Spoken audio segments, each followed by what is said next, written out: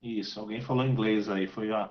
Então, nós estamos gravando. Então, esse livro é o livro que nós vamos estar disponibilizando aí via PDF para vocês, tá? Então, depois vocês possam pegar ele aí, que vai ser bênção para a vida de vocês, tá bom? Escatologia, não sei se dá para os irmãos verem aí direitinho, do Mila de J. Erickson, mas eu vou colocar em PDF, mas existem pessoas que gostam de pegar ele, eu sou daqueles que não gostam de PDF, eu gosto de pegar, eu gosto de ler, eu gosto de amassar as folhas, né? Amassar não, porque se amassar eu fico chateado. Eu gosto de livro, eu gosto do cheiro do livro, né? Mas quem gosta de PDF, PDF eu vou disponibilizar de graça para os irmãos e vai ser bênção na vida de vocês, tá bom? Então, vai estar disponibilizado para vocês aí depois esse livro que a gente tem aí, eu vou disponibilizar lá no grupo para vocês, tá? Acho que já entrou a maioria. A gente vai começando aqui, eu acho que dá para a gente ir vendo aí se alguém não conseguir entrar, né? Está faltando poucas pessoas. Então, a semana passada nós falamos, irmãos, sobre essa questão das posições que existem, né? Esse livro você que perdeu a aula, eu vou colocar hoje de novo o slide da semana passada e o slide dessa semana, tá? Para você já acompanhar tanto a semana passada, se você perdeu a aula, nós não conseguimos gravar, e essa semana você também pode acompanhar aí depois pelos slides, tá bom? Então, nós vamos começar a nossa aula. Deixa eu colocar aqui para apresentar uma janela.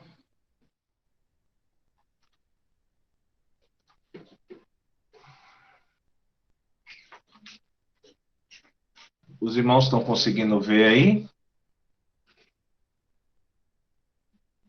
Está aparecendo para os irmãos? Deixa eu ver aqui se está aparecendo para mim. Se estiver aparecendo para mim, está aparecendo para os irmãos. Então, está aparecendo aí para os irmãos, tá? Se você jogar para o cantinho aí, vai ficar bem legal aí, tá bom? Então, escatologia, o fim dos tempos, aula 2, tá? De vez em quando eu vou voltar a janela aqui para ver se tem alguém lá aguardando para a nossa aula, tá? Irmãos, hoje nós vamos falar sobre a aula 2, né? Nós vamos falar por um tema bem específico para vocês. Eu vou trocar a tela aqui também para poder pegar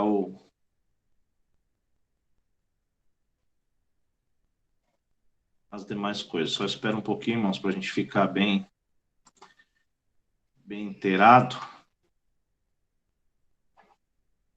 Então, aqui a apresentação de slides. Vou colocar aqui para ficar a apresentação de slides, para na gravação. Eu acho que como eu estou gravando, ele não vai aparecer os slides. Irmãos, como eu estou gravando a primeira vez, vocês têm um pouquinho de paciência comigo hoje, tá? Só hoje. Os outros dias não precisa.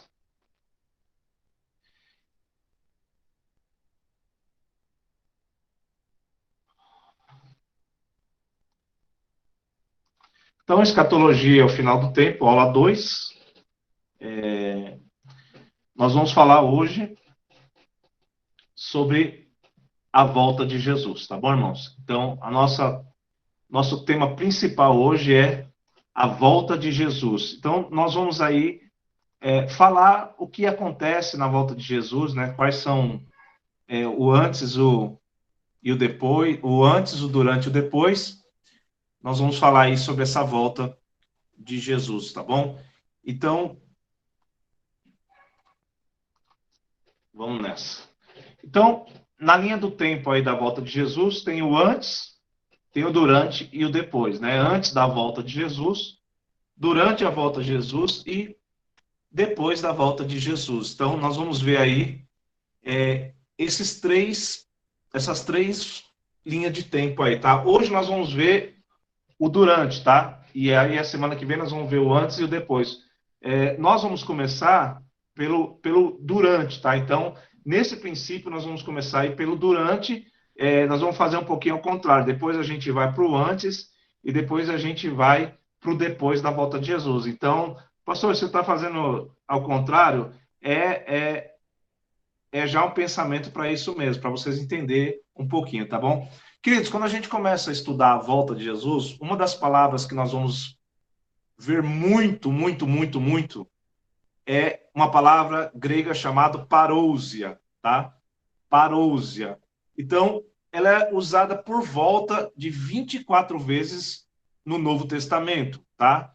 Filipenses 2:12, Paulo usa essa palavra e diz assim, olha, de sorte que, meus amados, assim como sempre obedeceste, não só na minha presença, mas muito mais agora na minha ausência, assim também operai a vossa salvação com temor e tremor. Filipenses, capítulo 2, verso de número 12. Aí você vai falar assim, pastor, mas esse versículo que o senhor acabou de falar para mim aí, esse versículo não tem nada a ver com a volta de Jesus, né?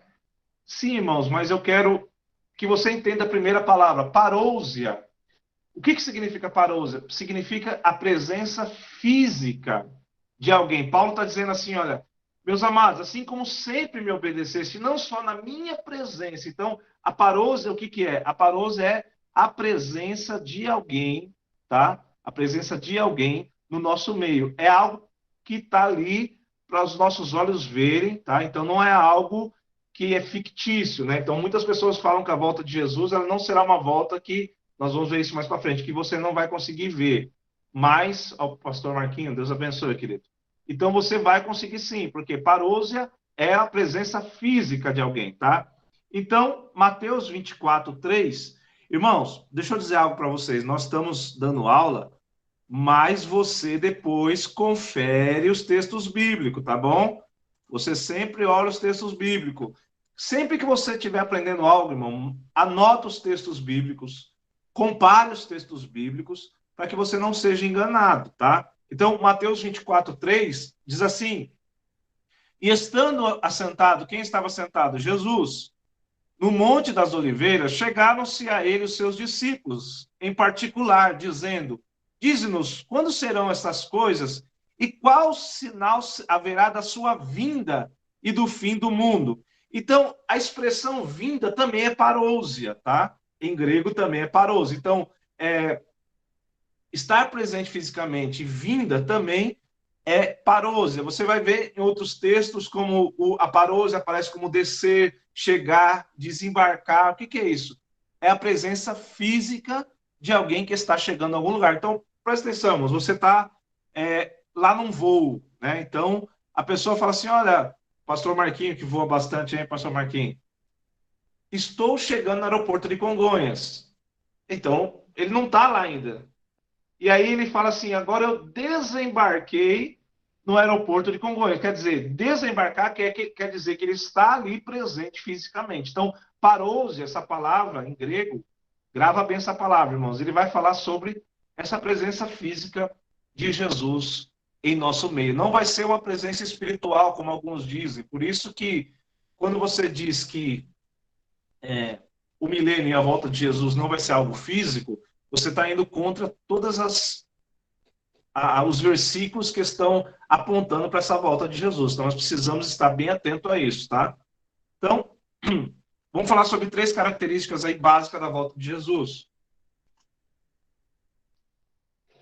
Quando você estuda teologia sistemática do Gruden, ele fala que existem 3 características são básicas na volta de Jesus. Essa volta será pessoal, visível e física, tá? Então, guarda essas 3 coisinhas aí. Ela é pessoal, visível e física, tá? O que significa pessoal? Significa que será a pessoa de Jesus que vai voltar. Irmãos, é Jesus que vai voltar, é a pessoa de Jesus. É a mesma pessoa que ressuscitou, a mesma pessoa que apareceu aos seus discípulos, a mesma pessoa. Então, ela é pessoal, tá? Ela não é não é um espírito que vai chegar, não é uma luz, não é uma voz, é pessoal. A pessoa de Jesus, ela vai, é ela que vai voltar, ela vai estar entre nós. Ela é visível. Então, a gente já sai daquele pragmatismo de que a volta de Jesus será é, algo como aquele dos livros deixados para trás, que você vai estar lá em algum lugar e vai suar, e vai um sumir e o outro vai estar ali, e aí você não sabe quem foi para o céu, porque o sumiu, você não sabe se é para o céu ou para o inferno, né? Pastor, mas dizem que é para o céu. Mas dizem. O que a Bíblia diz, irmão? Aí é outra questão. O que Jesus disse? Então, essa volta vai ser visível. Os nossos olhos verão, todos os olhos verão a volta de Jesus. Então, não é algo que vai ser, não é uma fumaça, não é uma voz, é visível. É uma pessoa visível. E física. Assim como Jesus ressuscitou fisicamente, da mesma forma ele vai voltar. Então, ele vai voltar, entenda isso, irmãos, pessoalmente, visivelmente e fisicamente. Tudo que falar contrário a isso, irmãos, não é bíblico.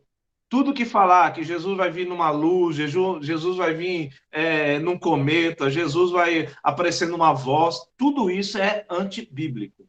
A Bíblia diz que ele vai aparecer de uma forma pessoal, visível e física. Tá? Então, não existe esse negócio de Jesus que você vai, pá, o arrebatamento, você não vai, todos os olhos verão. Tá? Nós vamos ver depois um pouquinho sobre isso. Atos capítulo 1, no verso 9 ao verso 11, diz assim: E quando dizia isso, vendo eles, foi elevado às alturas, e uma nuvem o recebeu, ocultando aos seus olhos. E estando com os olhos fitos no céu, enquanto ele subia, eis que junto dele se puseram dois homens vestidos de branco, os quais lhe disseram: Homens galileus, por que estáis olhando para o céu? Esse Jesus que dentre vós foi recebido em cima no céu, há de vir, assim como para o céu os viste ir. Irmão, a palavra de Deus é sensacional, irmão. A palavra de Deus, ela não nos deixa com dúvida, tá? Ela não nos deixa com a mentalidade de dúvida. A palavra de Deus, ela é uma flecha que acerta o alvo, cara. Então, todo mundo fala, pastor, eu tenho dúvida em algumas coisas. A Bíblia é clara naquilo que ela fala. A Bíblia é clara. Então, aqui, olha o que está dizendo lá. Que dois homens se puseram ali do lado dos discípulos e disseram: Olha, por que vocês estão olhando para o céu? Esse mesmo Jesus que vocês viram subindo é o mesmo que vocês vão ver quando ele vir. É o mesmo.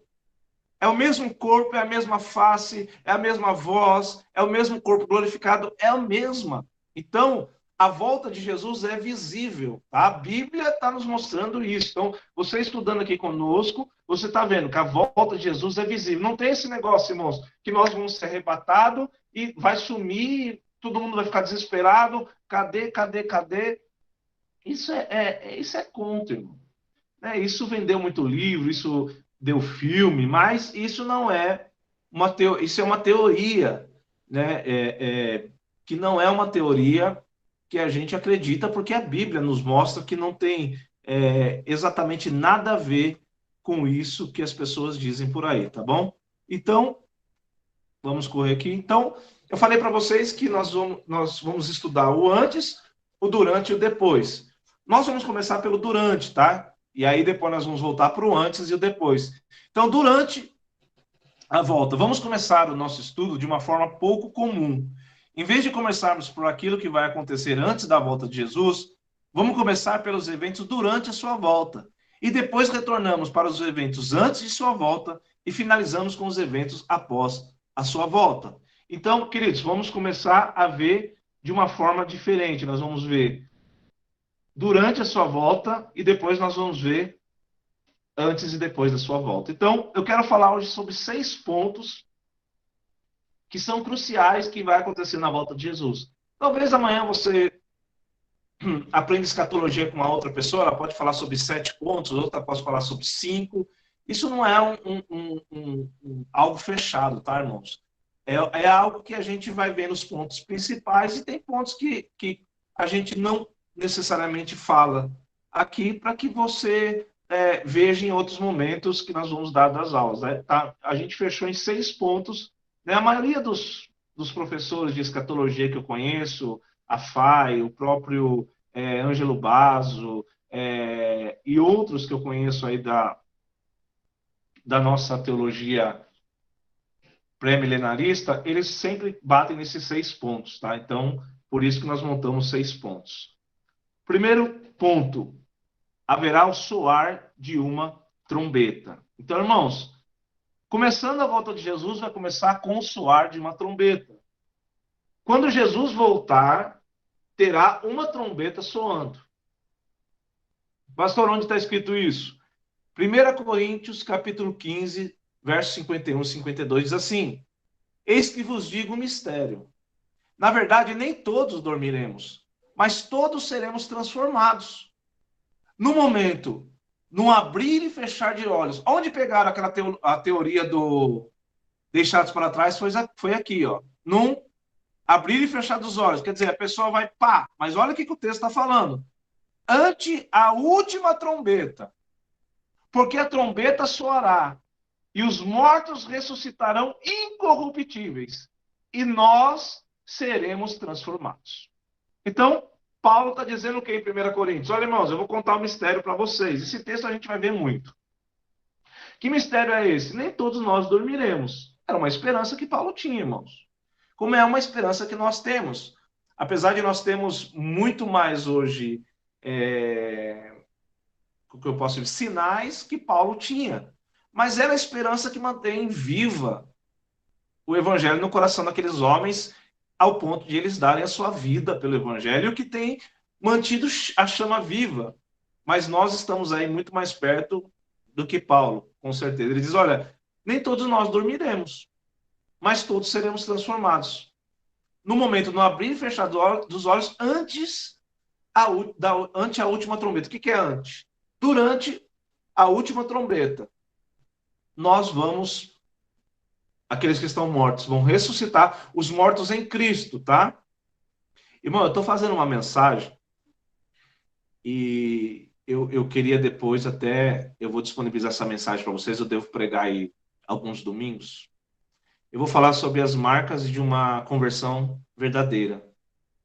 Porque todo mundo, a salvação hoje ela tá sendo tão pregada de uma forma tão irregular que a gente acha que todo mundo está salvo. Né? Não, Deus vai ter misericórdia de todo mundo vai ser salvo. E a gente vai entender que há marcas na nossa salvação. Quando eu e você somos salvos, há evidências na nossa vida. Transformação, caráter. Então, nós vamos ver isso na mensagem. Então, os mortos em Cristo vão ressuscitar. Nós vamos falar daqui a pouco sobre isso. 1 Tessalonicenses, capítulo 4. 1 Tessalonicenses, capítulo 4, no verso 16. Irmãos, de vez em quando eu tenho que voltar lá para ver se não tem alguém lá esperando a aula. 1 Tessalonicenses 4, 16, o que diz lá, pastor? Porque o mesmo Senhor descerá do céu com alarido, e com voz de arcanjo, e com a trombeta de Deus. E os que morreram em Cristo, ressuscitarão primeiro. Olha lá, os mesmos Senhor descerá do céu com alarido. Alarido do quê? Da trombeta, da última trombeta. A última trombeta anuncia a volta de Jesus. Quando você estuda Apocalipse, e eu vou dar um estudo sobre Apocalipse versículo por versículo, não vai ser tremendo, mas é bastante coisa, viu? É umas 20 aulas. Você vai ver que existe os 7 selos, existe as 7 trombetas, existe as 7 taças. Então, nós vamos ver isso tudo bonitinho. Então, 1 Tessalonicenses diz o quê? Que no soar da trombeta também. Tá? Então, no soar da trombeta, o Senhor vai voltar. Então, primeira coisa, irmãos, vai ser evidente a volta de Jesus. Não vai ser algo invisível, porque vai tocar uma trombeta, irmão. E essa trombeta vai tocar aí e vai tocar nos 4 cantos da terra. Nos 4 cantos da terra vão ouvir o ressoar da trombeta. Então, esse é o primeiro ponto da volta de Jesus aí, tá bom? Durante a volta de Jesus. O segundo, haverá céus abertos. Então, haverá céus abertos. quando Jesus voltar, uma trombeta vai tocar e os céus vão se abrir. Então aqui nós já estamos mais ou menos cronologicamente como vai acontecer. Apocalipse capítulo 19, verso 11. Apocalipse 19, 11. Depois eu vou mostrar um livro para os irmãos, se vocês quiserem comprar de Apocalipse. Como eu sei que vocês não estão olhando minha câmera agora, vocês estão olhando, depois no final eu mostro para vocês, tá bom? Apocalipse 19, 11. Olha o que diz. E vi o céu aberto. Olha que benção, irmão. O céu vai se abrir. E eis um cavalo branco. E o que estava sentado sobre ele chama-se fiel e verdadeiro. Quem é fiel e verdadeiro?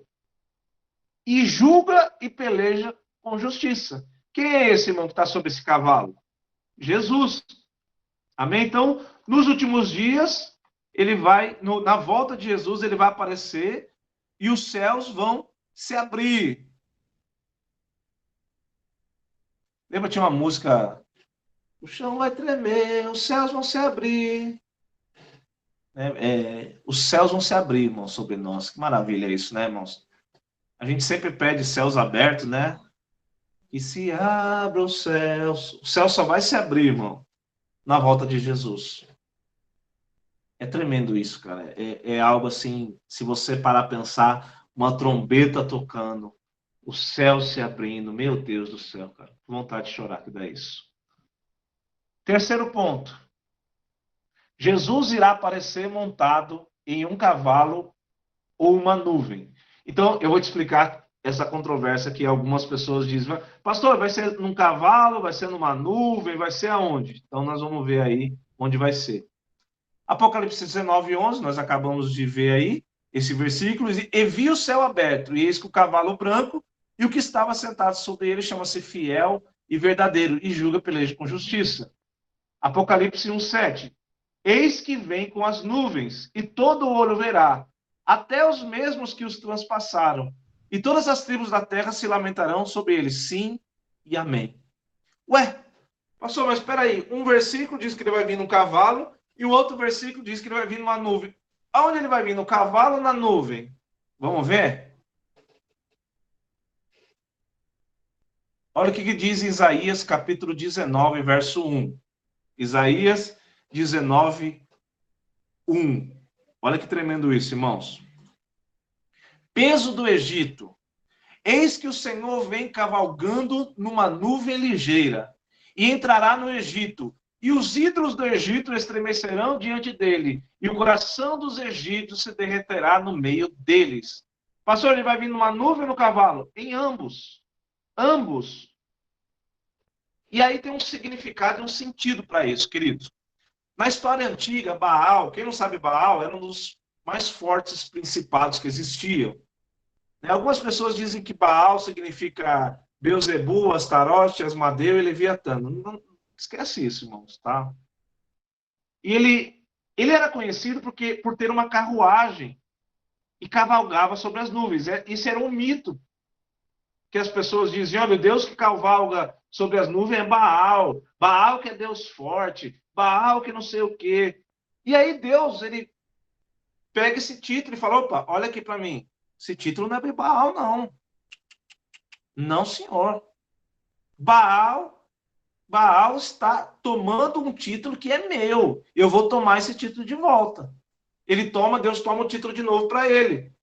Para quê? Para dizer que Baal não é aquele que cavalga nas nuvens de maneira nenhuma. Ele diz, eu sou o que cavalga sobre as nuvens. Aleluia, irmão. O nosso Deus é o Deus que cavalga sobre as nuvens. Não é nenhum principado ou potestade, não. Por quê? Porque as pessoas queriam tirar o foco da majestade e do poder de Deus e colocar o foco na majestade e no poder de Baal. Mas Deus já foi e quebrou isso. Vamos aqui. Olha o que diz lá em Deuteronômio, capítulo 33, verso 26. Não há outro, ó Jerusalém. O que é Jerusalém? Irmãos, alguns dizem que era Jerusalém, outros, tá? Isso não tem uma definição prática. Semelhante a Deus, que cavalga sobre os céus para a tua ajuda, e com a sua majestade sobre as mais altas nuvens. Então, Quem cavalga sobre o céu? Deus. Então, presta atenção.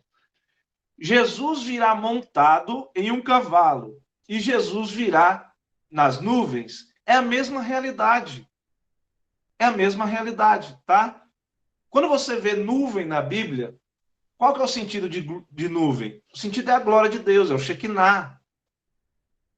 Tá? Então Jesus virá. Olha, imagina essa cena aí comigo, irmãos. Jesus virá montado em um cavalo envolvido da sua glória. Olha que lindo isso, irmãos. Imagina todos os olhos vendo aquilo, Jesus vindo montado sobre um cavalo branco, envolvido com a sua glória. Vai ser tremendo isso, irmãos. Então, isso é um dos sinais aí da volta de Jesus, um dos sinais que Jesus coloca aí durante a sua vinda, tá? Ele virá sobre um cavalo, envolvido com uma nuvem de glória. E aí, sabe quem vai se encontrar com ele? Daqui a pouco você vai ver. Outro ponto. Os mortos vão ressuscitar. 1 Coríntios, capítulo 15, verso 22 e 23, diz assim: porque assim como todos morreram em Adão, assim também serão vivificados em Cristo, mas cada um por sua ordem. Cristo, as primícias, depois os que são de Cristo na sua vinda. Olha que interessante, irmãos.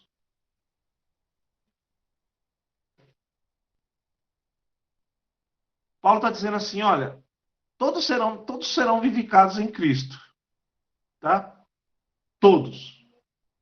Mas começou por quem? Por Cristo, que era o primeiro. Então, Cristo foi o primeiro a ressuscitar e receber um corpo glorioso. Foi Jesus. Mas Paulo está dizendo assim, depois, quem vai ser depois? Os que são de Cristo na sua vinda. Agora, olha como você quebra a posição pré-tribulacionista, que fala que nós vamos ser arrebatados antes da grande tribulação. Jesus está dizendo aqui que nós seremos ressuscitados. Aqueles que são de Cristo vão ser ressuscitados na sua vinda. Ele não fala que nós estaremos com ele e os outros terão ressuscitado. Então, presta atenção, irmão. Cristo, ele foi a primícia da ressurreição. E depois, nós que o pertencemos, se nós estivermos mortos, né, nesse caso, Paulo e outros, quem sabe nós ainda estaremos vivos na volta de Jesus. Então, a ressurreição, ela está ligada à volta de Jesus. Ela não está ligada a nenhum outro período. Ela está ligada à volta de Jesus. A trombeta vai soar, revisando, a trombeta vai soar, os céus vão se abrir, o Senhor vai aparecer sentado num cavalo branco, envolvido com a nuvem, com a carruagem da nuvem da sua glória, e os mortos em Cristo vão ressuscitar primeiro. Tá? Primeiro vão ressuscitar os que estão mortos em Cristo. Então, deu para você montar aí já esse panorama? Então, isso é durante a volta de Jesus. Trombeta toca, os céus se abrem, Jesus aparece sentado num cavalo branco, envolvido na nuvem da sua glória, e os mortos em Cristo, não é todos os mortos que vão ressuscitar, os que morreram em Cristo vão ressuscitar. Então, olha aí, vai marcando esse tempo aí. 1 Tessalonicenses, capítulo 4, verso de número 13 ao verso de número 16. O que diz lá? Deixa eu ver se tem alguém esperando lá para entrar. Não. Então tá bom, dá para nós tocar a aula. 1 Tessalonicenses, capítulo 4, 13 a 16. Olha o que diz. Não quero, porém, irmãos, que sejais ignorantes acerca dos que já dormem, para que não vos entristeçais como os demais que não têm esperança. Porque se cremos que Jesus morreu e ressuscitou, assim também os que em Jesus dormem, Deus os tornará a trazer com ele. Dizemo-vos, pois, isto, pela palavra do Senhor, que nós, os que ficarmos vivos para a vinda do Senhor, não precederemos os que dormem. Então, presta atenção, o que está dizendo aqui, irmãos? nós que estamos vivos não iremos antes do que dorme. Olha aí. Mas o pré-tribulacionismo diz o quê? Que nós que estamos vivos vamos ser arrebatados primeiro, depois dos 7 anos da tribulação, os mortos vão ressuscitar. Está errado. A Bíblia está dizendo aqui que não pode. Paulo está dizendo aqui, primeiro são os que dormem. Nós não precederemos os que dormem. O que é preceder? Antes. Então não tem como ser pré-tribulacionista, irmão. Não tem como ser arrebatado antes da tribulação. Porque o mesmo Senhor, olha lá, descerá do céu com alarido, e com a voz de arcanjo, e com a trombeta de Deus. E os que morrerem em Cristo ressuscitarão primeiro. A Bíblia é tão simples, irmão, e ela é tão eficaz naquilo que ela diz, que ela nos dá os parâmetros. É que nós, às vezes, queremos interpretar da forma que nossa mente, porque é aquilo que eu tenho falado muito sobre nesses dias, irmãos. É porque nós precisamos criar teologias para sustentar teologias que nós criamos. Pastor, que loucura é essa? Agora você pareceu Tiririca falando. Não, mas é porque quando a gente inventa uma teologia de que Jesus tem que nos... Eu preguei isso na quarta-feira, não conseguimos gravar, mas eu tenho uma mensagem, eu mando para vocês. Quando nós pregamos que Jesus tem que nos livrar de tudo, nós batemos numa barreira. Que barreira? Na barreira da grande tribulação. Por quê? Porque nós não seremos livres na grande tribulação, irmãos. Se nós estivermos vivos, nós vamos passar pela grande tribulação. Não tem jeito disso. Não tem como fugir. Nós vamos passar pela grande tribulação se estivermos vivos. E aí, para você matar a teologia de que Jesus tem que te livrar de tudo, eu preguei uma mensagem quarta-feira, mas depois eu mando esboço para vocês. Você foge disso. Então, todos os mortos em Cristo, os que morreram em Cristo, vão ressuscitar na volta de Jesus. Tá bom? Então, saiba disso. Os que morreram em Cristo vão ressuscitar. Pastor, e os demais? Os demais só serão ressuscitados no final do milênio para julgamento. Tá? Os que não têm Cristo vão ressuscitar, mas depois eu respondo as perguntas de você. Depois, no finalzinho, nós temos aí um tempinho de perguntas e respostas, tá bom? 1 Coríntios 15, 51, 57 diz o quê? Eis que vos digo mistério, na verdade nem todos dormiremos, né? Nós corremos o versículo aí. Aí depois diz, porque convém que isto que é corruptível se revista da incorruptibilidade, e que isso que é mortal se revista da imortalidade. E quando isso que é corruptível se revestir da incorruptibilidade, e isso que é mortal se revestir da imortalidade, então cumprir-se-á a palavra que está escrita, tragada foi a morte na vitória. Onde está, ó morte, o teu aguilhão? Onde está, ó inferno, a tua vitória? Ora, o aguilhão da morte é pecado, e a força do pecado é a lei. Mas graças a Deus que nos dará a vitória com nosso Senhor Jesus Cristo. Aleluia! Aleluia! A morte não tem poder sobre nós, porque nós vamos ressuscitar. Aqueles que estiverem mortos em Cristo vão ressuscitar, porque a morte não tem poder sobre o pecado. Aleluia! Nós vamos ser, queridos, se você estiver morto ou eu estiver morto, tomara que não, nós seremos ressuscitados, porque a morte não terá poder sobre nós. Amém? Então, os corpos vão herdar o reino de Deus, e não somente as almas. Tem gente que acha que é a alma que vai ficar lá voando no céu. Não, o reino de Deus é o corpo que vai ir, um corpo diferente desse, porque esse corpo é corruptível, mas vai ser um corpo incorruptível, tá bom? Por isso é necessário que o corpo humano seja revestido do poder de Deus, e aí se torna um corpo espiritual. Por quê? Porque precisamos de um corpo espiritual. O corpo espiritual é um corpo físico alinhado com o Espírito Santo, isso é, incorruptível. Tá? Então, esse corpo que nós temos aqui não será dessa mesma maneira, com dor, com tudo que a carne traz sobre nós. Ele vai ser um corpo incorruptível. Tá bom, queridos? Outra marca. Os santos vivos serão arrebatados e glorificados. Voltemos lá na nossa linha de pensamento, tá? Bíblico, não pensamento humano. A última trombeta toca, os céus se abrem, Jesus aparece sentado sobre um cavalo branco, envolvido na nuvem da sua glória, os mortos em Cristo ressuscitam, e agora os santos, que são agora, os santos vivos serão arrebatados e glorificados, não antes, agora.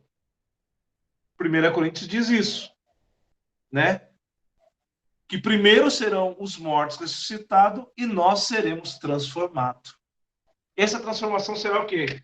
Num piscar de olhos. Aí sim, é num abrir e fechar de olhos, nós seremos transformados, não arrebatados. Nós vamos ser transformados e vamos encontrar o Senhor nas nuvens, junto com aqueles que ressuscitaram em Cristo. Aqueles que estiverem vivos serão transformados em um abrir e fechar de olhos. O seu corpo vai ser transformado num abrir e fechar de olhos, irmãos. E o nosso corpo será glorificado. E aí é o arrebatamento, tá? Este é o arrebatamento. Não é um arrebatamento anterior. Esse é o verdadeiro arrebatamento, depois da grande tribulação, tá bom? Tessalonicenses 4, 16 e 17, né? Porque descerá do céu um alarido com a voz do arcanjo e com a trombeta de Deus, e os que morrerem em Cristo ressuscitarão primeiro. Depois nós, os que ficarmos vivos, seremos arrebatados juntamente com ele nas nuvens, a encontrar o Senhor nos ares, e assim estaremos sempre com o Senhor. Então, primeiro, os que morreram em Cristo, e depois, nós que estamos vivos, vamos se encontrar lá com o Senhor. Mateus 24, 30 e 31 também diz: então aparecerá no céu o sinal do Filho do Homem, e todas as tribos da terra se lamentarão e verão o Filho do Homem, vindo sobre as nuvens do céu com poder e grande glória. E ele enviará os seus anjos com rígido clamor de trombeta, os quais ajuntarão os seus escolhidos desde os quatro cantos do vento, de uma extremidade à outra no céu. Então, eu acredito, irmãos, que serão anjos que vão nos pegar e nos levar até os céus, tá? Eles vão nos juntar e ele vai pegar, enquanto os mortos estão ressuscitando, eles vão pegar nós que fomos transformados e vai levar até Jesus. É isso que o texto está dizendo aqui, tá bom? Então, essa sequência aí, guarda sempre essa sequência na sua mente, irmão, que vai ser de uma valia grande quando as pessoas perguntarem para você, tá bom? E aí, uma outra coisa que vai acontecer, depois que nós sermos arrebatados, virá o quê? A conversão de Israel. Deus não esqueceu da sua aliança. Deus não se esquece de nenhuma de suas alianças. Olha o que diz lá em Zacarias. Zacarias, capítulo 12, verso 10. Deixa eu ver se tem alguém esperando para entrar na aula. Não. Zacarias 12, 10. Olha o que diz. Mas sobre a casa de Davi. Quem é a casa de Davi, irmão? Israel. E sobre os habitantes de Jerusalém, derramarei o espírito da graça e de súplicas. E olharão para mim, a quem transpassaram, e prantearão sobre ele, como quem pranteia pelo filho unigênito, e chorarão amargamente por ele, como se chora amargamente pelo primogênito. Então, presta atenção, esse versículo nunca se cumpriu na história, irmão. Nunca se cumpriu. Nunca. Alguns historiadores aí do milenarismo e do pós-milenarismo diz que quando foi destruído lá no ano 70 o templo, os judeus choraram amargamente. Mas olha o que o texto está falando. Os que a quem transpassaram. Não está falando sobre um templo, irmão. Está falando sobre Jesus aqui. Chorarão amargamente por causa do unigênito. Quem que é o unigênito? Jesus. Então, há uma profecia em Zacarias. E essa profecia de arrependimento e conversão, porque arrependimento fala de conversão, será na volta de Jesus. Isso vai acontecer na volta de Jesus. Quer ver um outro texto que nos dá certeza disso? Mateus 24, 30. E aí aqui a gente vai fazer uma exegese desse texto, tá bom? Então aparecerá no céu, no céu o sinal do Filho do Homem. Que sinal é esse? A trombeta vai tocar, os céus vão se abrir, Jesus virá sentado sobre um cavalo branco, envolvido na nuvem da glória, os mortos em Cristo ressuscitarão, os que estão vivos em Cristo serão arrebatados, serão glorificados, transformados e arrebatados, e aí todas as tribos da terra se lamentarão. E verão o Filho do Homem vindo sobre as nuvens do céu com poder e glória. Vamos fazer uma exegese desse texto. O que é exegese? Uma interpretação. Tribos apontam para Israel nesse texto. Preste atenção que nesse texto, terra está escrito com letra minúscula. Isto é, não é as tribos de todas as terras, mas é as tribos de Israel, as 12 tribos. É sobre Israel que aqui João está falando. É sobre as tribos de Israel. Não é sobre as tribos da terra. Ele deixa bem claro isso quando ele coloca em letra minúscula. As tribos da terra, apontando para os judeus. Então, na volta de Jesus, os judeus vão se converter. Esse é um sinal. É uma promessa.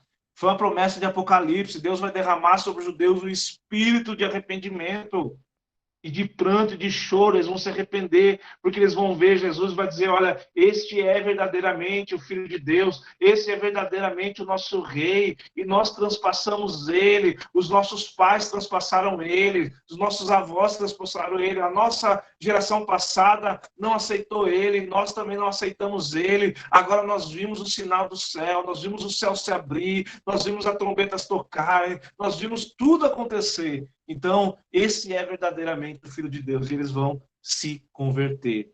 Olha o que diz Apocalipse 1:7. Eis que vem com as nuvens, e todo olho verá, até os mesmos que transpassaram. Quem foi? Os judeus, irmãos. Sabe, não foi os gentios, gente. Eu vejo algumas pessoas dizer assim, olha, se imagine lá você enfiando uma espada. Quem fez isso foi os judeus. Eles transpassaram o Senhor. Tá? E todas as tribos da terra se lamentarão sobre ele. De novo volta. E todas as tribos da terra, com letra minúscula, se lamentarão sobre ele. Sim e amém. Esse sim é uma afirmação. Sim, vai acontecer. Toda Israel vai se converter. Toda Israel. Tá bom? Então aqui fica claro a conversão de Israel.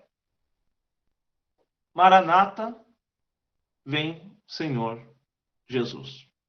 Queridos, nós terminamos aí essa primeira parte, que vai ser durante a volta de Jesus.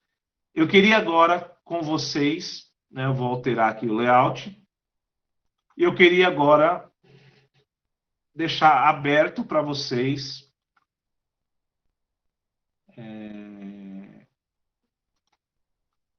falarem aí, tá bom? Ou perguntar.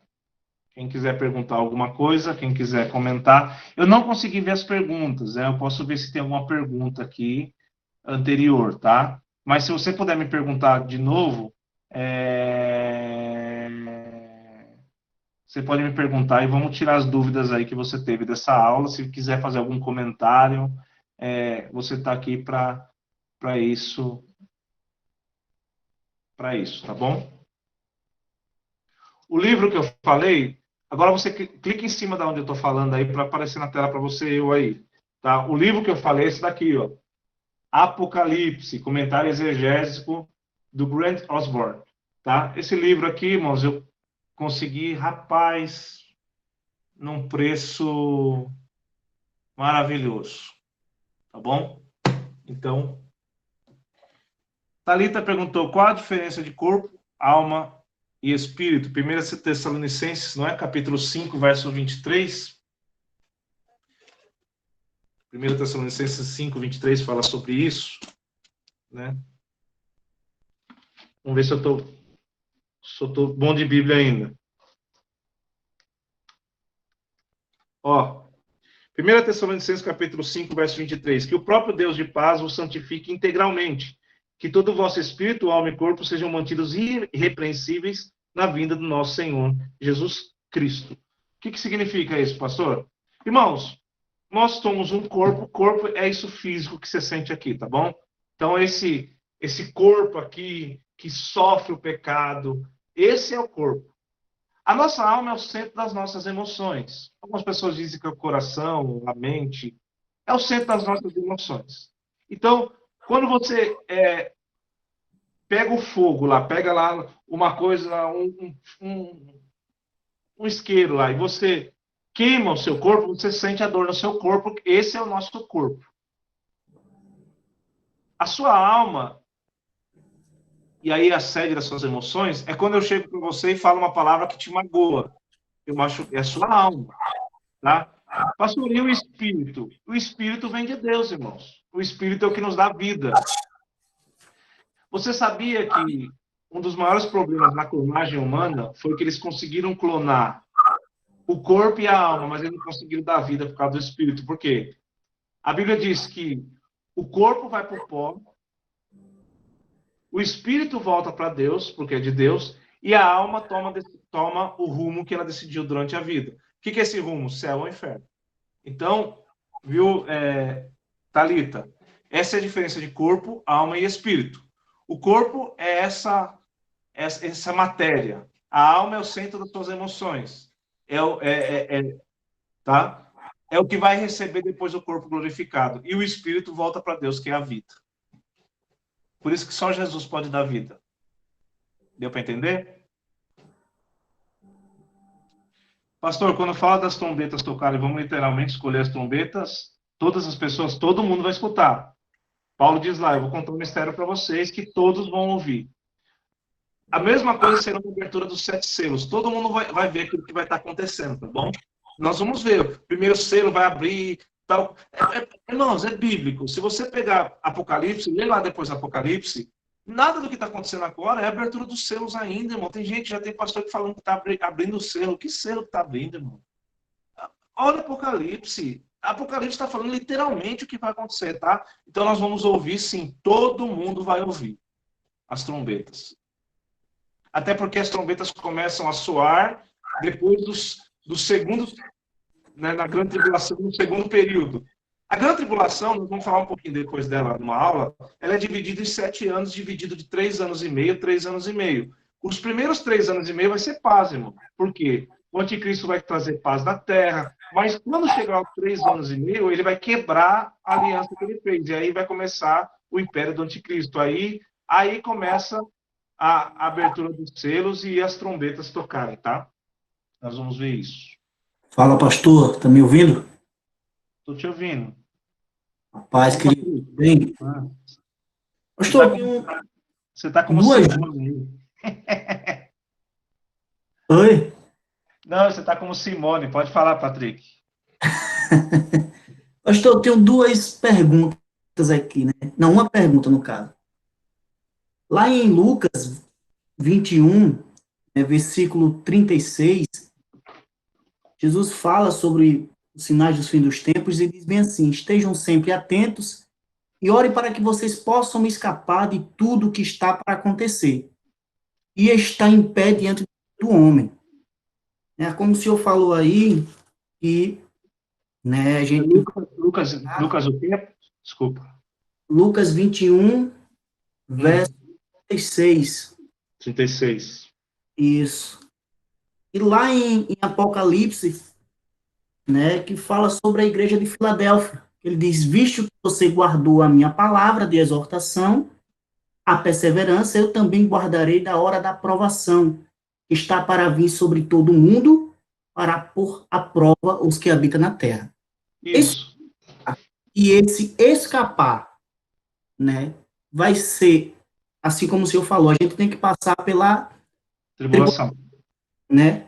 Esse guardar e esse escapar vai ser antes ou depois? Durante. Sim, porque você vai ter que escapar da marca da besta, porque muitos vão negar naquele dia.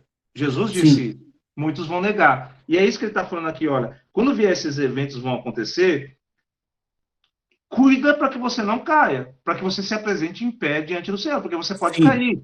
Essa sim, teologia que o homem não cai, está errado, irmãos. Não isso, existe isso. perfeito. Pode se negar, sim. As pessoas podem negar Jesus naquela hora, porque elas não vão aguentar a pressão. É o que eu falo sobre hoje, Patrick. Essa geração que nós estamos criando aí na Isso, mamadeira, você acha que eles vão aguentar? Eles não vão aguentar. A primeira pressão que o anticristo falar assim, ó, vocês não vão ter o pudim para vocês comer. Pronto. Não, não, não. Pode marcar eu aí. Pode. Porque é isso que Jesus está dizendo. Ó, fica vigiando, vigia, irmão. sim, Porque serão sinais, às vezes, discretos. Porque, ó, verdade. o que ele vai estar querendo dizer aqui, ó? O que Jesus está querendo dizer aqui nessa parábola? Ele está querendo dizer assim, Patrick, ó, olha que interessante, irmãos. Vocês vigiem, porque no primeiro 3 anos e meio, o anticristo vai vir trazer a paz. E a paz é tudo que nós queremos. Tudo. E aí, a gente pode confundir o anticristo com Cristo, porque ele vai trazer paz sobre a terra. Perfeito, Porém, né? se nós estivermos vigilantes, é isso que ele está falando aqui, ó. Você vai escapar disso.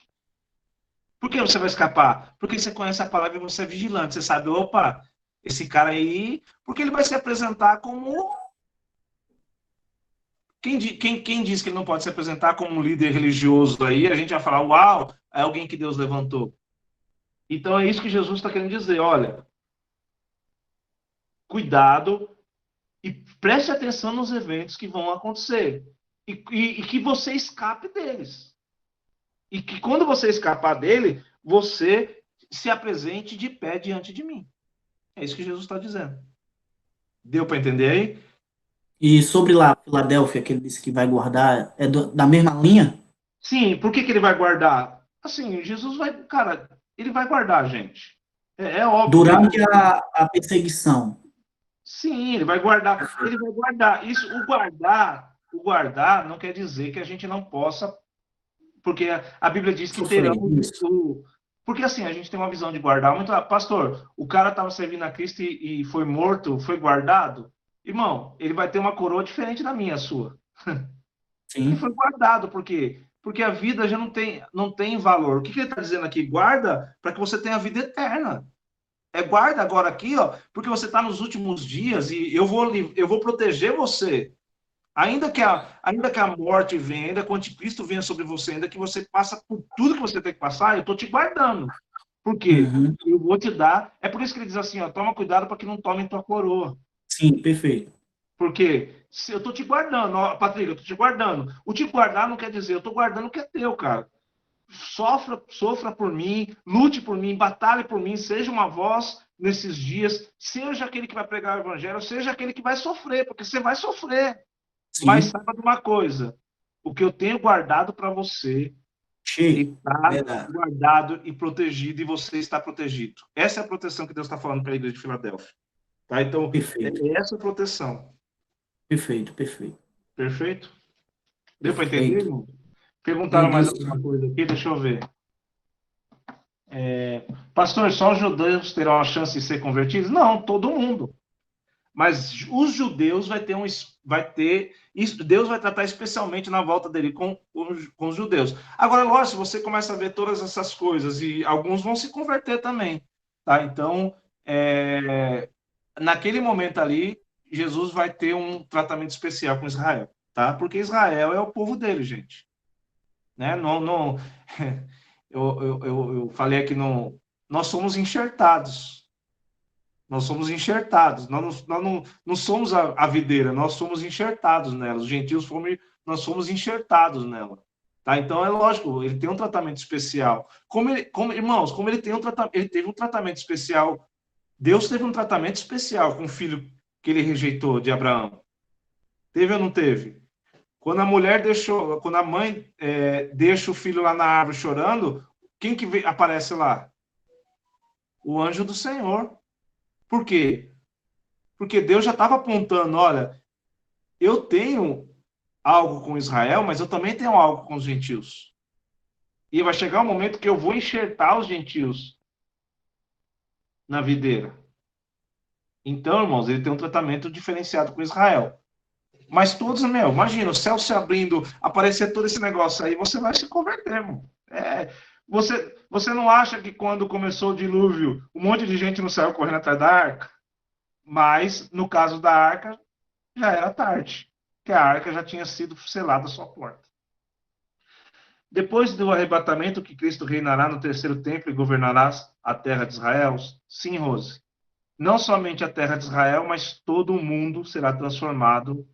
E aí um dia a gente pode até falar um pouquinho sobre aquilo que vai acontecer durante o milênio aí, não especificamente tudo, né, porque a gente não sabe tudo, mas sim, ele vai governar lá. O anticristo também vai sentar lá, tá? E é lá que vai ser a guerra. É por isso que Mateus 25 diz assim, que os judeus serão dispersos, e aí nós teremos que ajudar os judeus, porque eles estarão dispersos no deserto. Deus vai levar os judeus para o deserto de novo para tratar com eles, irmãos.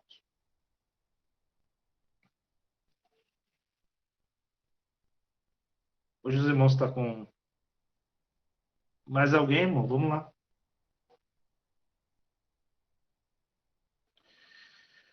O julgamento dos ímpios, nós vamos falar lá na aula, mas o julgamento dos ímpios será o quê? Vão ressuscitar e vão ser julgados porque não aceitaram Jesus como Senhor e Salvador e não tiveram transformação de vida, vão ser lançados junto com o diabo no lago e vão experimentar a segunda morte. Qual a diferença entre os três templos? Na verdade, não há diferença entre os três templos, tá? Um dos sinais da volta de Jesus agora é a construção do terceiro templo lá em Israel, tá? Então, se os irmãos não sabem, já tem projeto, já tem dinheiro, já tem tudo.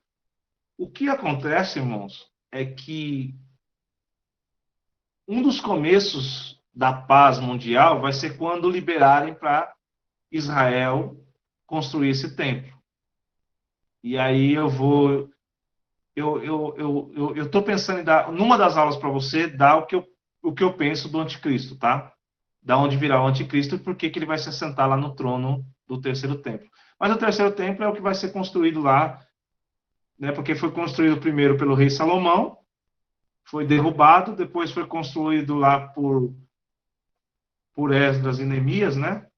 Reconstruíram o templo, e no ano 70 depois de Cristo ele foi derrubado. Então teve dois templos diferentes, o templo de Salomão, depois o templo lá de Esdras e Neemias, né, que ele reconstruíram a terra lá e reconstruíram o segundo templo, se eu não me engano, tá? Se não fugir da minha cabeça. O terceiro agora é o que vai ser reconstruído nesses dias aí. O povo de Deus não será julgado. Não. O julgamento do povo de Deus é o galardão, tá? Não é um julgamento, Deus vai galardear cada um de nós por aquilo que nós fizemos aqui na Terra e nós vamos governar conforme... Irmão, imagina um exército. Imagina um exército. Tem lá eu não sei a hierarquia, mas tem lá um de um jeito, outro é maior. Aí vai hierarquia. Vamos pegar a hierarquia militar, porque Deus usa muito a questão militar na Bíblia. Então, cada um vai ter uma roupa diferente, cada um vai ter uma força de comando diferente. Então, esses graus aí de patentes, vamos dizer assim, vai ser determinada pelas obras que você fizer. Aí muita gente fala assim, não, pastor, pelo amor de Deus, mas a Bíblia diz que as obras não salvam ninguém. Isso, a obra não salva ninguém. Mas a obra, ela é quem vai te galardear.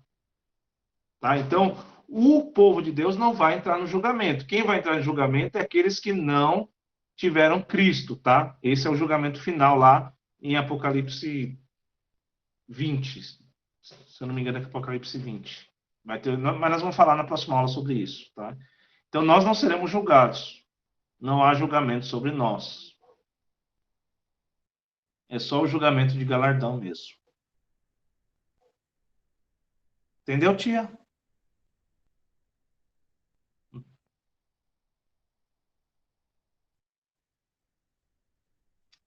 Vamos lá, povo de Deus.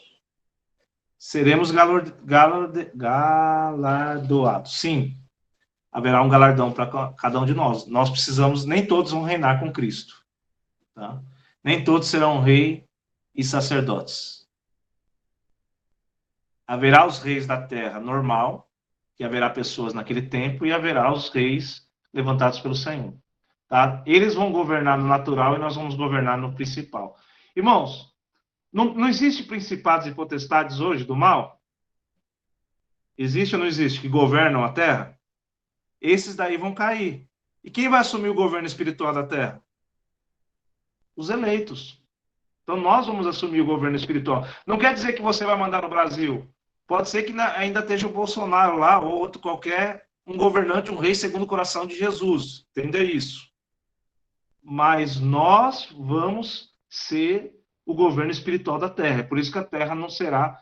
E aí, isso nós vamos. A gente pode fazer um curso à parte disso para vocês entenderem, porque é bem sucinto. Mas nós vamos governar na terra e depois nós vamos aí para Nova Jerusalém, tá bom?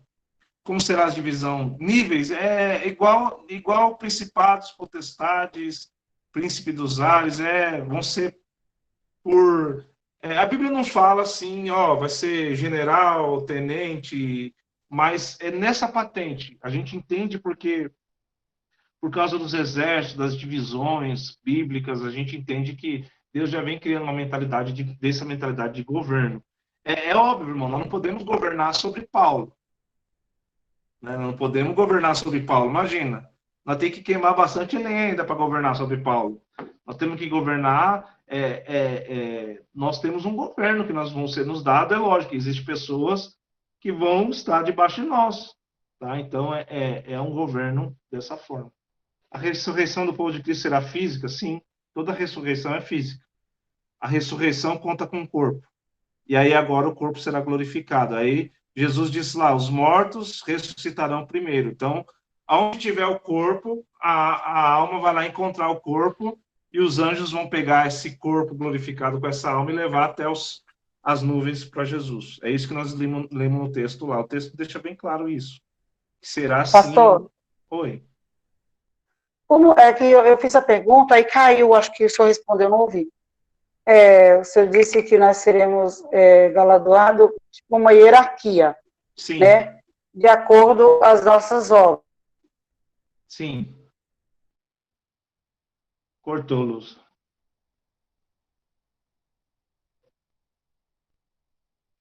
É o que muita gente acha. Assim, mano, nós somos um governo espiritual. Né? Nós vamos governar na Terra no governo do Espírito.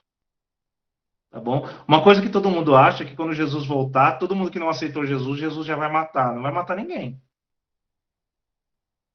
Não vai matar ninguém. Eles continuam vivendo. Só que acontece, no milênio, como o pecado agora não impera mais, a morte no milênio vai ser como nos primeiros dias. Quando diz que os mortos em Cristo ressuscitarão.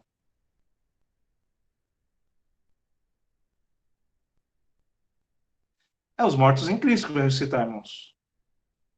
Isso. O governo será no tempo milenar, tá?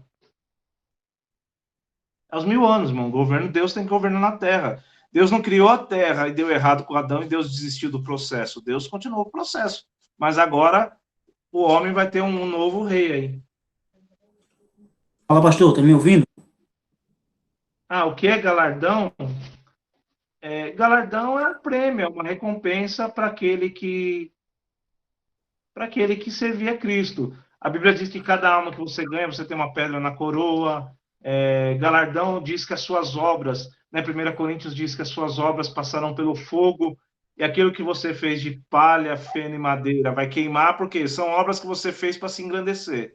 E aquilo que for ouro, prata e pedras preciosas vão permanecer. E essas obras que vão trazer o seu galardão. Então, irmãos, quando eu faço algo, eu vou fazer algo aqui pela Morgana, que eu estou vendo aqui na minha frente. Quando eu vou fazer algo pela Morgana, se eu fizer para ela, por amor a Cristo, não porque eu quero me mostrar, isso vai ser obra de prata, de ouro, pedras preciosas. Agora, se eu fizer para a Morgana, para me mostrar, olha, irmão, tira uma foto aqui, estou ajudando a Morgana, isso é para se mostrar. O que é para mostrar é palha, feno e madeira, tá bom? E essas obras não terão galardão. Então, o galardão é isso, é uma recompensa, é um prêmio que você vai receber. Pode falar, Patrick, desculpa. Nada, tava aí escutando aí. Então, cara, Elaine, se não estamos vivendo já parte da tribulação, o que estamos vivendo então? Nós estamos vivendo parte da tribulação, não da grande tribulação. Nós estamos sendo tribulados, sim. A Terra está sendo tribulada por causa que isso é o pecado, irmão. Estamos sendo tribulados, sim. A pandemia que nós estamos vivendo é uma tribulação, mas ela não é a grande tribulação. A Bíblia diz que a grande tribulação serão dias que você vai querer buscar a morte e não vai conseguir. fala, pastor, sobre, assim como o senhor falou, ia dar uma explicação sobre dois estares ali no campo, um ser elevado e o outro ficar, né? Sim. Segundo a própria palavra de Deus, em Mateus 24, que o dia e a hora ninguém sabe, são desconhecidos, né? Assim como ele chega e diz que, lá em Mateus, se não me engano, 42 homens estarão no campo, um será levado e outro deixado. Duas mulheres estarão trabalhando no moinho, uma será levada e outra deixada. Portanto, vigie, porque vocês não sabem nem o dia nem a hora que o Senhor virá. A pergunta é, se a gente não sabe o dia nem a hora, assim como o Senhor falou, que vai ser durante ali, e Deus vai guardar o seu povo, né? Sim. E esse levado e deixado já vai ser o que? Assim como eu estava entendendo aí um pouco, vai ser primeiramente o ressuscitado dos mortos, depois a gente vai ser levado, não é isso? Na verdade, assim, a gente precisa fazer a escatologia de Jesus. O que Jesus está querendo dizer aqui em Mateus? Tá? É diferente o que Jesus está querendo dizer aqui em Mateus. Quando ele fala sobre se estando dois no campo, um será levado e outro vai ficar, ele está dizendo, a gente tem uma visão de quem será levado, é bom, mas se você estudar escatologicamente e exegeticamente esse texto, Patrick, quem vai ser levado vai ser a morte que vai tragar, não vai ser o arrebatamento. Ele está falando ali sobre um estado, ele diz assim, ó, nem o dia nem a hora ninguém sabeis. Por que ninguém sabe o dia e a hora? Aí você entra numa controvérsia, por quê? Quando você lê Daniel, ele fala assim, ó, quando esses sinais acontecerem, conte tantos dias que será o fim. Ué, mas ele está me dando uma quantidade de tempo, e ele diz assim depois, um tempo, 2 tempos e meio tempo, 3 anos e meio. Nós vamos 3 anos estudar e meio. sobre isso, né? Nós vamos estudar sobre isso. Quando Jesus diz aqui que você não sabe o dia nem a hora, porque ele já está falando aqui de uma outra, quando os céus vai se enegrecer, os firmamentos da terra vão cair. O que ele está dizendo aqui? Que você não vai conseguir mais distinguir o que é dia ou noite. Nós vamos ficar meio atrapalhados. Irmãos, fala a verdade, você não está meio atrapalhado com os dias nesses dias? Sim. Nós estamos meio atrapalhados, não estamos? Imagine se cair o firmamento. Ó, olha que interessante o negócio que eu vou falar aqui para vocês, tá? Quem faz teologia comigo, eu já falei sobre isso. A Bíblia diz que no quarto dia que Deus criou os luminares da terra, o céu, o sol e a lua. Acho que é no quarto dia, se não me engano. E como que nós sabíamos que tinha dia nos outros 3? Não é interessante isso? Se no quarto dia, Gênesis diz isso, não é? No quarto dia, rapidinho, lá.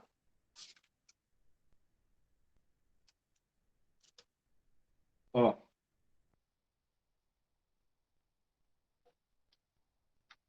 Ó. No verso 16, Gênesis 1:16. Desculpa, no verso 14, ó. Declarou: haja luminares no firmamento do céu, a fim de separar dia e noite, e sirvam eles de sinais para definir as estações, dias e ano, que seja também luzeiros nos céus para iluminar toda a terra. E assim aconteceu. Deus fez 2 grandes luzeiros, o maior para governar o dia e o menor para regular o andamento da noite, e formou também as estrelas. Deus colocou todas essas luzes no céu a fim de iluminarem toda a terra, para dirigir o andamento do dia e da noite e fazerem separação entre luz e escuridão. E observou Deus que isso é bom. E passaram-se a manhã a tarde e a manhã, e esse foi o quarto dia. Ué, como que os outros 3 dias foram contados? Quem sabe explicar? Porque, irmãos, a luz do nosso dia não é o sol e nem a lua, é Jesus, é Deus. Então, presta atenção. O dia e a hora, que ninguém sabe nem o dia nem a hora, é porque vai cair os firmamentos. Você não vai saber se é noite, se é dia. Você não vai saber, você não vai ter como, você vai perder a conta. É isso que Jesus está dizendo em Mateus 25. Mateus 25, Jesus fala sobre isso. Então, o Patrick, deu para você entender? Mas quando a gente for falar sobre a escatologia de Jesus, talvez eu queira dar essa aula para vocês hoje, essa escatologia de Jesus mesmo, tá?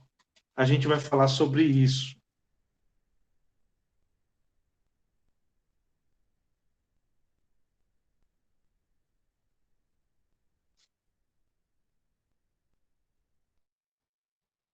O Patrick tá ouvindo aí?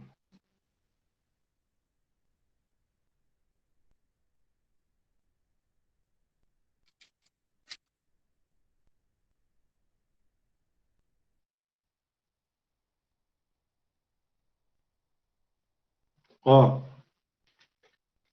Mateus 24, 29. Imediatamente após o tormento daqueles dias, o sol escurecerá e a lua não dará sua luz, e as estrelas cairão do céu e os poderes celestes serão estremecidos. Então surgirá no céu o sinal do Filho do Homem, e todo o povo da terra planteirão. Então vai cair, por isso que ninguém vai saber o dia e a hora, porque antes da volta de Jesus, o período antes da volta de Jesus, os luminares da terra vão entrar em colapso. Então por isso que ninguém sabe o dia nem a hora.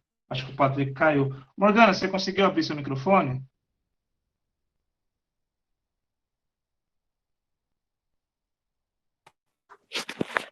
Pastor, não consegui, mas o Marcos conseguiu aqui pelo celular dele. Ah, tá. Eu queria só tirar uma dúvida. Quando a gente fala da conversão de Israel no período após o arrebatamento, isso não abre um precedente para dizer que todos serão salvos? Eu não me recordo se é o calvinismo ou o arminianismo que fala que no final todos serão salvos, mas não abre um precedente. Não abre um precedente para nós afirmarmos isso? Quer dizer, nós tivemos toda uma vida de santidade, uma vida de lutas em favor do reino, em renúncias próprias, e no último dia, quem quiser vai, entre aspas, e com o perdão da palavra, vai na rabeira dos judeus? Não, a Bíblia está dizendo, o que eu estou falando da conversão de Israel será os que estiverem vivos naquela hora. Ah, entendeu? Entendi.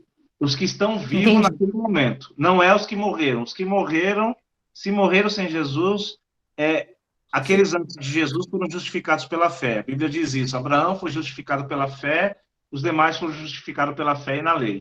A partir do momento da morte e da ressurreição de Jesus, onde se precedeu um novo tempo, que agora a conversão vem de acreditar e entregar sua vida para Jesus, todo judeu que morreu de lá até esse momento e não aceitou Jesus vai para o inferno. E aí, naqueles judeus que estiverem vivos, Deus vai derramar um espírito de quebrantamento nos que estiverem vivos. E esses que estiverem vivos, assim como esse espírito de quebrantamento também vai cair sobre os gentios. Eu creio nisso. Porque você já imaginou? Você ouviu tanta história do seu pai, da sua mãe, você está vendo tudo o que está acontecendo, de repente aparece lá no céu. Você vai ter a chance de se entregar a Jesus. Aí você vai falar, pastor, mas isso é fácil naquele último dia.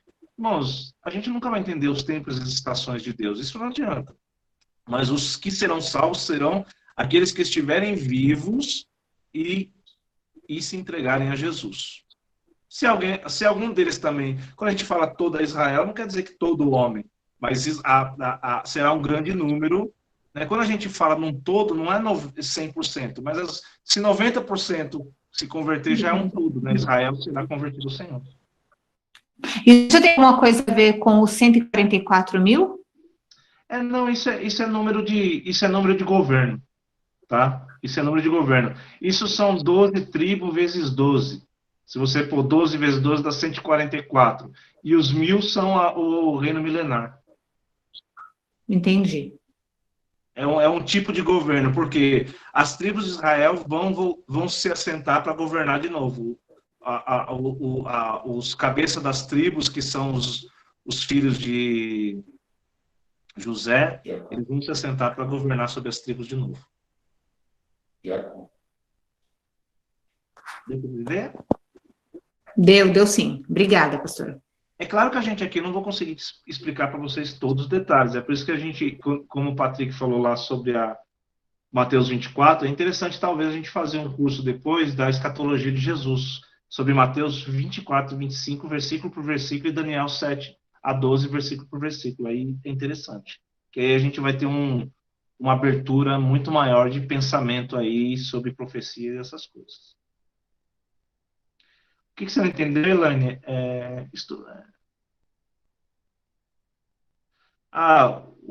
Você não entendeu sobre a questão do dia e noite?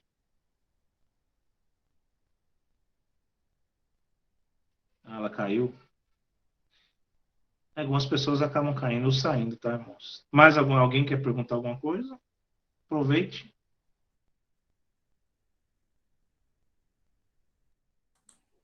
Eu tô aqui. Voltou? Vou tomar um café, mas eu tô aqui. Tô comendo aqui. Você entendeu, Mateus 25? Sim, sobre o dia e a noite, que o pessoal vai cair, os fundamentos. Entendi. Tá. Ô, Nai, o que a Rose perguntou? Vem cá me ajudar.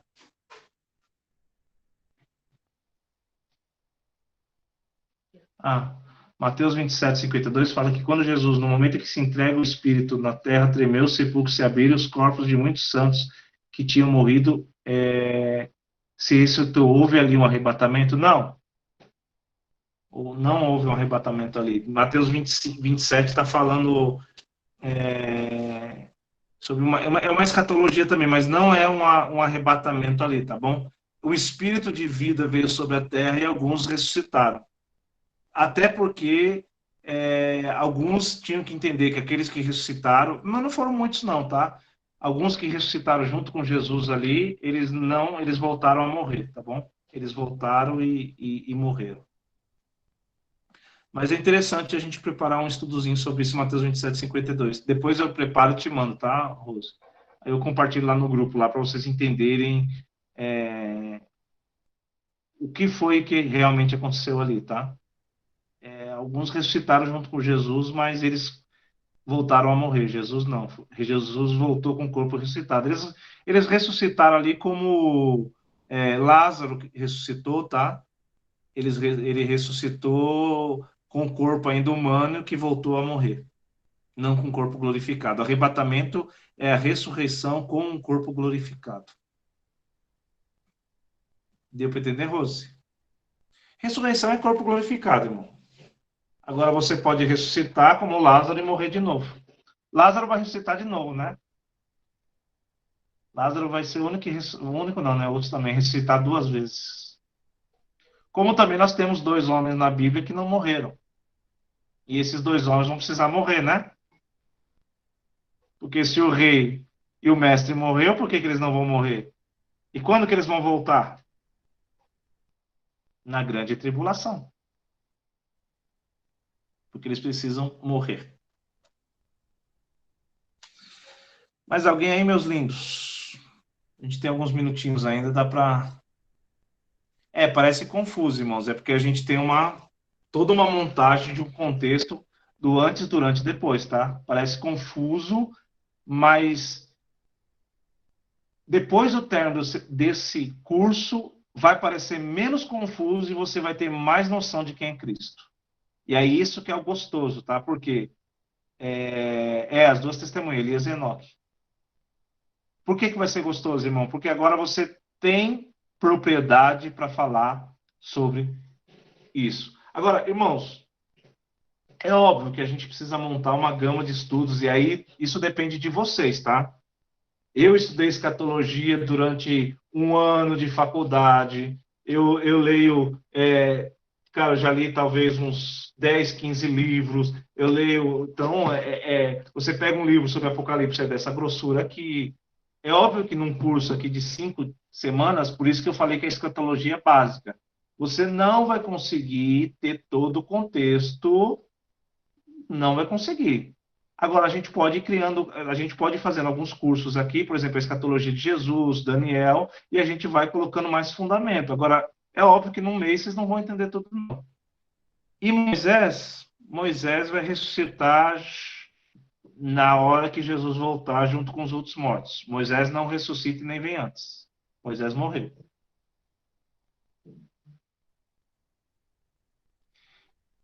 Irmãos, escatologia, assim, ó, pra vocês terem uma ideia, é tão... Eu estou dando aula para vocês, mas eu estou estudando CAFIA, né, que é a Fronte Aliança Internacional. Estou aprendendo inglês e escatologia com eles. Eu faço escatologia também, eu estou reforçando a escatologia com a Escola Convergência. Eu estou fazendo um curso, eu li alguns livros novos sobre escatologia que foram, né, aí no mercado. Agora eu estou começando o Apocalipse, eu li o Apocalipse Sem Mistério do pastor Luiz, eu li o Apocalipse do Grudman, e agora eu estou vendo do Grande Osborne, tá? Então, é claro que em 5 semanas você não vai conseguir saber tudo, mas vamos caminhar para isso. Eu quero deixar vocês o mais fera aí possível e vamos. Se vocês tiverem paciência e vontade, a gente vai aí estreitando aí o curso cada hora mais para vocês terem mais um aprendizado. Aí a gente pode fazer a escatologia de Jesus, de Mateus 24 e 25, podemos fazer o livro de Daniel, que é o livro, e podemos fazer o estudo de Apocalipse versículo por versículo. Aí depende de vocês, tá? Eu posso lançar aí, irmão, enquanto a sala estiver funcionando e sendo paga, aí eu tenho vontade de ensinar, e quem quiser aprender, se tiver um querendo aprender, a gente faz, porque a gente está aqui para ensinar. Mais alguém?